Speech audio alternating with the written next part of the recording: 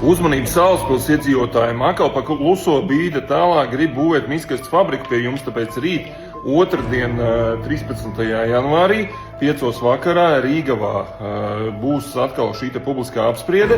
Notiks arī parakstu vākšana pret miskastes fabriku, tāpēc visi salaspilieši izplatiet lūdzu šo informāciju, painformējiet pārējos.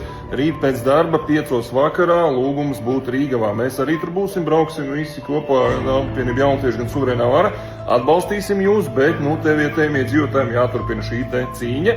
Tieši tāpat kā robežos arī aizparīt būs, 5. Pērlē arī šāds pats pasākums atkal. Viņi grib virzīties pa kluso tālāk, tāpēc te iedzīvotājiem jānosargā ir jūsu novads. Nevajag nekādu miskastes dedzināšanas fabriku pie jūsu logiem. Mani sauc Rudolfs Brēmans, pievienoties šim profilam un tiekamies otrdien 13. janvārī 5. vakarā Rīgavā Salaspilī.